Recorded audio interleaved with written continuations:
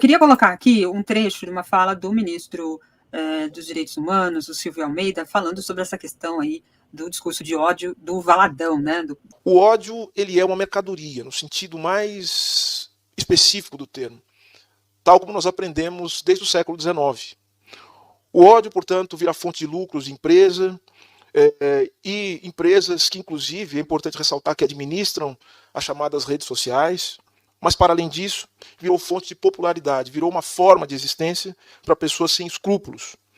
Porque sabemos que o ódio, ele engaja, e isso é fundamental para aquilo que nós chamamos de economia da atenção.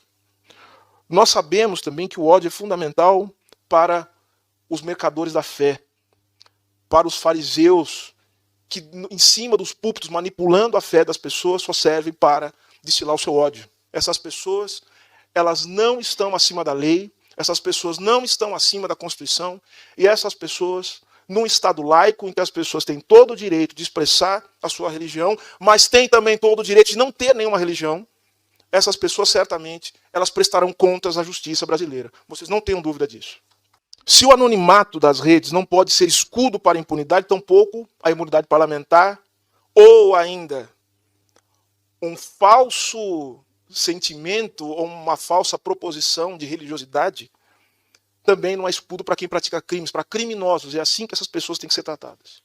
Quem censura é o ódio, o radicalismo, o preconceito, a discriminação, o racismo. Não existe liberdade sem o exercício da responsabilidade. Portanto, ser livre é também arcar com as consequências dos seus atos. É, portanto, saber que as nossas ações enquanto indivíduo, quando afetam a vida de alguém, isso terá consequências. É uma delinquência continuada, né? Veja só, o ministro Silvio Almeida participava ontem da entrega de um relatório que foi resultado de um grupo de trabalho acerca do ódio, né, que vem contaminando o espaço político, na verdade a sociedade, mas potencializado por essas pessoas no último governo. Então, durante a transição de governo, eu participei do Grupo de Direitos Humanos, eu relatei essa parte.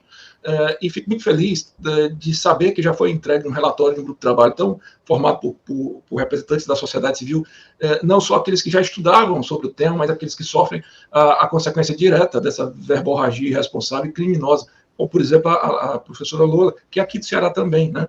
Mas, durante a campanha, a gente verificou, o Marcelo foi morto no interior do Paraná, na festa de aniversário dele.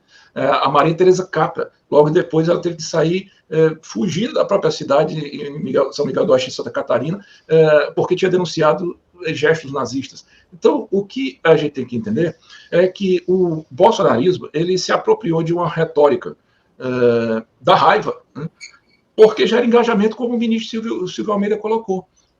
Infelizmente, e aí tem muito a ver com o discurso, com a fala do presidente Lula hoje de manhã ao Marcos Uchoa, de que a gente tem que humanizar as relações humanas, né, alguma coisa nesse sentido, que a gente tem que se desarmar, dar espaço maior para a solidariedade, para a fraternidade, do que ao impulso, que no isolamento as pessoas tendem a considerar mais do que a ação fraterna.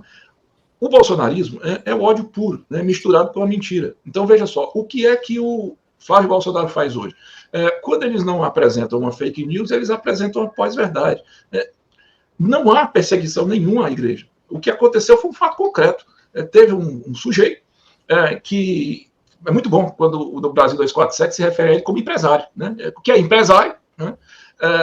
Que incita aqueles que estão sendo manipulados pela sua doutrina criminosa a matar pessoas que têm uma orientação sexual diferente, um público LGBT. Onde já se viu, Daiane, isso ser possível? Agora, é bom quando o Brasil 247 chama de empresário, porque a gente não pode achar que isto é um pastor, né? Porque isto é um falso pastor, né? O pastor não faz isso, uma pessoa que cuida das pessoas. Isso aí é exatamente o fariseu, é exatamente o oposto. Eu não consigo considerar isso nem na figura da pessoa mais conservadora, da igreja mais conservadora que existe. Isto é um criminoso, que eu até fiz uma postagem hoje, o Estado brasileiro tem que tomar para si a responsabilidade de apurar a conduta desse criminoso e lavar a roupa suja aqui. Porque o cidadão não pode, só porque está fora do Brasil, se esconder da justiça brasileira ou da polícia brasileira para dizer as baboseiras que querem, ainda mais incitando a matança, que é isso que esse pessoal quer. O Flávio Bolsonaro é outro que apenas reproduz. Não tem perseguição à igreja nenhuma, Daiane. O que tem é perseguição deste empresário a um setor que ele considera menos importante do que ele, um segmento enorme da população mundial, de passagem. Ele devia também ter a conduta dele apurada lá nos Estados Unidos. A igreja dele lá ganha bastante dinheiro aí.